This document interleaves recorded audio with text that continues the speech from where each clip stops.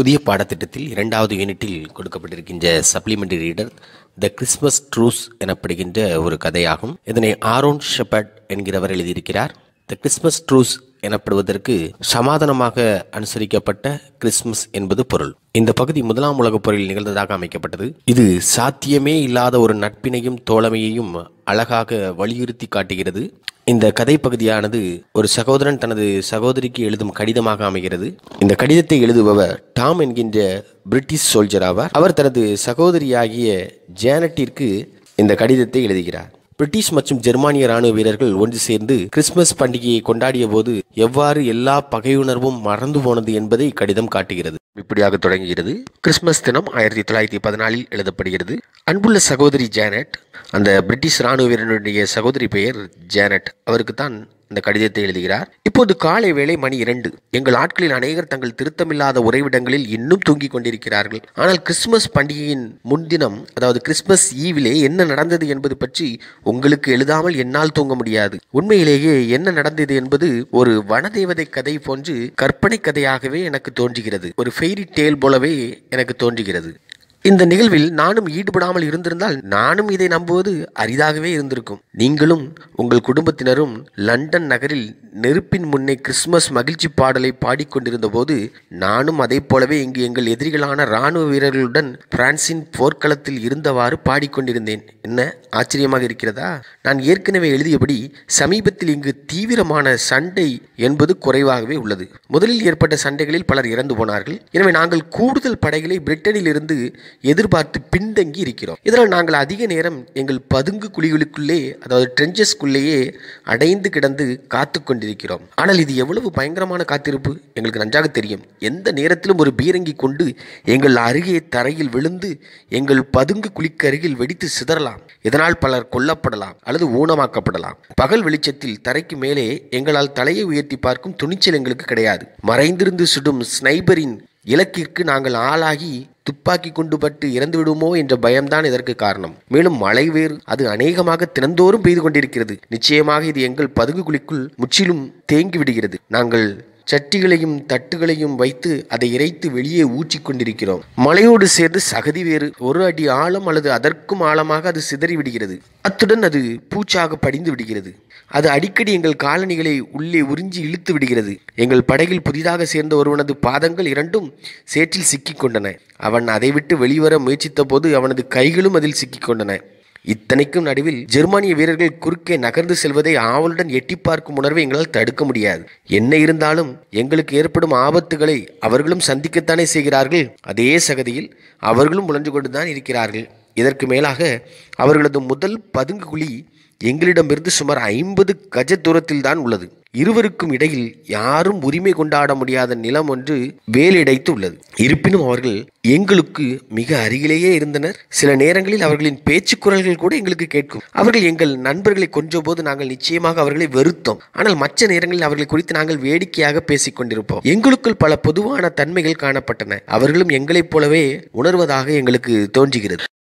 நேற்று காலை தான், அதாவது கிறிஸ்துமஸுக்கு முந்தைய தினம்தான், கிறிஸ்துமஸ் ஈவ் டேயில் தான் முதலாக வரவேற்கத்தக்க போர் நிறுத்தம் ஏற்பட்டது. குளிரால் வாடிப்போன நாங்கள் இதனை மிகவும் வரவேற்றோம். ஏனெனில் சேறு கூட அப்போது கெட்டிப்பட்டு உறைந்து கிடந்தது. எல்லாமே உறைபனியால் வெளுத்து நிறைவடைந்து காணப்பட்டது. அதே சமயம் பிரகாசமான சூரிய ஒளி எல்லா பொருட்களின் மீதும் பட்டு ஒளிந்து கொண்டிருந்தது. கிறிஸ்துமஸ் பண்டிகைக்கே உரிய பொருத்தமான காலநிலை இதுதான். பகலில் 2 பக்கங்களில் இருந்தும் சிறிதளவு குண்டு வெடிப்பதும் துப்பாக்கிச் சூடும் நிகழ்ந்து கொண்டே இருந்தது. கிறிஸ்துமஸ் முன்னால் மாலை பொழுது மங்கியவுடன் துப்பாக்கிகள் சுடுவது முற்றிலுமாய் நின்றுவிட்டது. பல மாதங்களுக்கு பிறகு முழுமையான அமைதி. அது எங்களுக்கு ஒரு சமாதானமுள்ள விடுமுறையை நல்கும் என நாங்கள் நினைத்தோம். ஆனால் அதை நாங்கள் முழுவதுமாய் நம்பும் நிலையில் இல்லை. நம்பவும் முடியாது.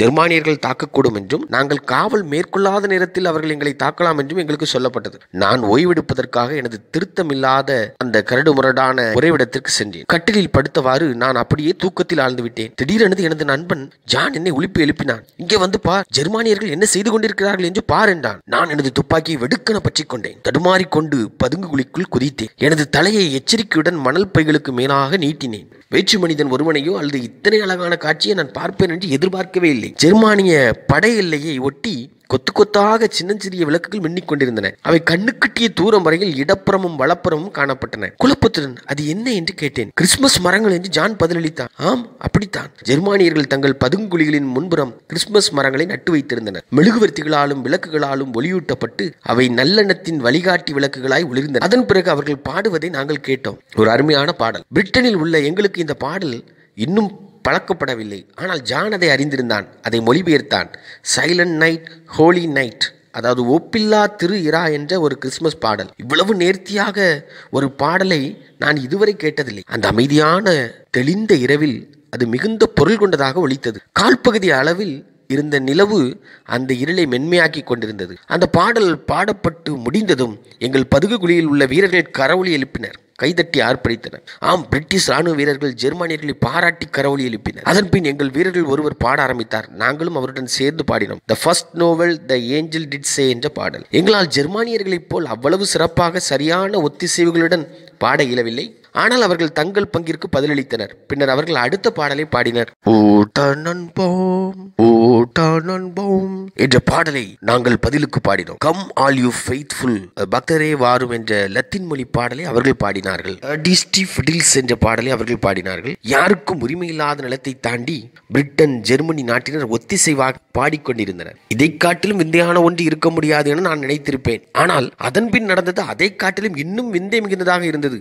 ஆங்கிலேயர்களே, இங்கே வாருங்கள், நீங்களும் சுடக்கூடாது, நாங்களும் சுடமாட்டோம் என அவர்களில் ஒருவன் சத்தமிட்டான். யூ ஷுட் நாட் ஷூட் நார் ஷுட் வி என்று அவர்களில் ஒருவன் சத்தமிட்டான். பதுங்கு குழிக்குள் இருந்த நாங்கள் ஒருவரை ஒருவர் குழப்பத்துடன் பார்த்து கொண்டோம். நீங்கள் இங்கே வாருங்கள் என்று எங்களில் ஒருவர் வேடிக்கையாக சத்தம் போட்டார். நாங்கள் அதிசயிக்கத்தக்க வகையில் பதுங்கு குழியிலிருந்து 2 உருவங்கள் எழுவதை நாங்கள் பார்த்தோம். அவை அவர்களது முள்கம்பி வேலி மீது ஏறி பாதுகாப்பில்லாத, யாருக்கும் உரிமையில்லாத நிலத்தை தாண்டி முன்னேறி வந்தனர். பேசுவதற்கு ஒரு அதிகாரியை அனுப்புங்கள் என அவர்களில் ஒருவன் கூறினான். எங்களில் ஒருவன் தனது துப்பாக்கியை தயாராக தூக்கியதை நான் பார்த்தேன். சந்தேகமில்லாமல் மற்றவர்களும் அவ்வாறே செய்தனர். ஆனால் எங்கள் கேப்டன் சுடக்கூடாது என்று கட்டளையிட்டார். ஹோல்ட் யுவர் ஃபயர் என்று கட்டளையிட்டார். பின்னர் அவர் மேலே ஏறி அந்த ஜெர்மானியர்களை பாதி வழியில் சந்திக்க சென்றார். அவர்கள் பேசுவதை நாங்கள் கேட்டோம். சில நிமிடங்கள் கழித்து எங்கள் கேப்டன் திரும்பி வந்தார். நாளை நள்ளிரவு முன் வரை யாரும் சுடக்கூடாது என்று நாங்கள் சம்மதம் தெரிவித்திருக்கிறோம். ஆனால் காவல் பணியில் உள்ள வீரர்கள் தங்களது பணியினை தொடர்ந்து செய்ய வேண்டும், மீதியுள்ளோர் விழிப்புடன் இருக்க வேண்டும் என்று அவர் அறிவித்தார். பாதையின் குறுக்கே 2-3 பேர் குழுக்களாக சேர்ந்து கொண்டு பதுங்கு குழிகளை விட்டு வெளியேறி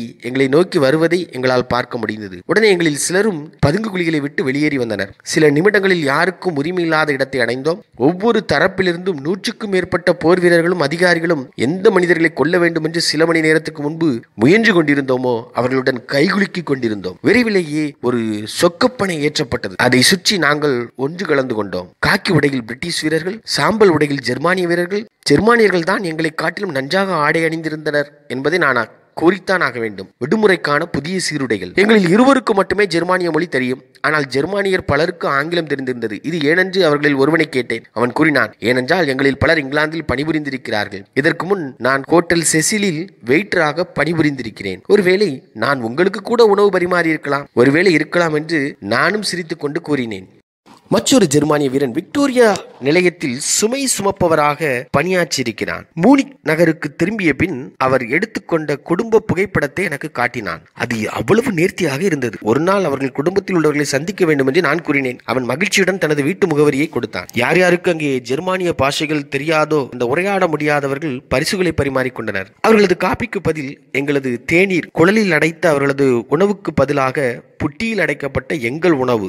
சீருடைகளில் உள்ள வில்லைகள், பொத்தான்கள் உரிமையாளர்களை மாற்றிக்கொண்டன. எங்களில் ஒரு இளம் வீரன் கூர்முனை கொண்ட தலைக்கவசத்தை வாங்கி கொண்டு நடந்து வந்தான். நான் என்னுடைய ஒரு பெரிய ஜாக் நைஃபை, ஒரு பெரிய கத்தியை விற்றுவிட்டு தோல் கச்சை, லெதர் பெல்ட் ஒன்றை வாங்கி கொண்டேன். அது வீட்டிற்கு சென்றவுடன் அனைவரிடமும் காட்டக்கூடிய ஒரு நினைவு பொருளாக இருக்கும். தாமதமாகிவிட்டதால் ஒரு சில பாடல்களை சொக்கப்படையை சுற்றி பாடினோம். I am not lying to you என்ற பொருள் கொண்ட ஆல்ட் லாங் சைன் என்ற பாடலை ஒன்று சேர்ந்து பாடினோம். மறுநாள் மீண்டும் சந்திப்போம் என்ற பொருள் கொண்ட உறுதிமொழிகளுடன் நாங்கள் பிரிந்து சென்றோம். கால்பந்து போட்டி பற்றி கூட எங்களுக்குள் உரையாடல் நடந்தது. நான் பதுங்கு குழிகளை நோக்கி திரும்பி செல்ல ஆரம்பித்த போது சற்று வயது மூத்த ஒரு ஜெர்மானிய அதிகாரி சட்டனை என் கையை பற்றினார். அட கடவுளே, நமக்கு ஏன் சமாதானம் ஏற்பட்டு நாம் அனைவரும் வீடு திரும்பக்கூடாது? அவர் கூறினார். அதை உங்கள் பேரரசரிடம் தான் கேட்க வேண்டும் என்று நான் நிதானமாய் பதிலளித்தேன். அவர் என்னை உற்று பார்த்தார். ஒருவேளை என் நண்பனை, நாம் நம் இதயங்களையும் கேட்டுக்கொள்ள வேண்டும். அந்த கலந்துரையாடல்களை விவரித்து விட்டு கடிதத்தில் எழுதுகிறார். நல்லது என் அன்பிற்குரிய சகோதரியே, எந்த வரலாற்று நிகழ்விலாவது இப்படிப்பட்ட கிறிஸ்துமஸ் முன்தினம் இருந்திருக்கிறதா? இதன் பொருள் என்ன? எதிரிகளுடன் ஏற்படும் சாத்தியமில்லாத நட்புதான் இது. இந்த சண்டையை பொறுத்த மட்டில் இது வருத்தமளிக்கக்கூடிய சிறியதுதான். இந்த போர் வீரர்கள் நற்பண்பு உடையவர்களாய் இருக்கலாம், ஆனால் அவர்கள் கட்டளைகளுக்கு கீழ்ப்படுகிறார்கள். நாங்களும் அதையே செய்கிறோம். அத்துடன் அவர்களது படையை தடுத்து நிறுத்தி வீட்டிற்கு திருப்பி அனுப்பத்தான் நாங்கள் இங்கே இருக்கிறோம். ஆனால் இந்த கிறிஸ்துமஸ் நாள் காலையில் நாம் உண்மையிலேயே அந்த சமாதானத்தை விரும்புகிறோமா என நான் அதிசயிக்கின்றேன். இப்படிக்கு உனது அன்பு சகோதரன் டாம். மிகவும் ஒரு அற்புதமான ஒரு கடிதம். இந்த வீரர்கள் ஒன்றுக்கொன்று கலந்து கிறிஸ்துமஸ் கொண்டாடிய இடத்தில் இன்று நினைவு சின்னமானது காணப்படுகிறது. போர்களுக்கு மத்தியிலும் அந்த போர் வீரர்கள் சமாதானத்தை விரும்பினாலும் கூட கட்டளைகளுக்கு கீழ்ப்படிந்து போர் புரிந்தார்கள் என்பதை இந்த கதையானது நமக்கு உணர்த்துகிறது. போரில்லாத உலகம், சமாதானமான உலகம் வேண்டும் என்பதையும் இந்த கதை நமக்கு உணர்த்துகிறது. நன்றி.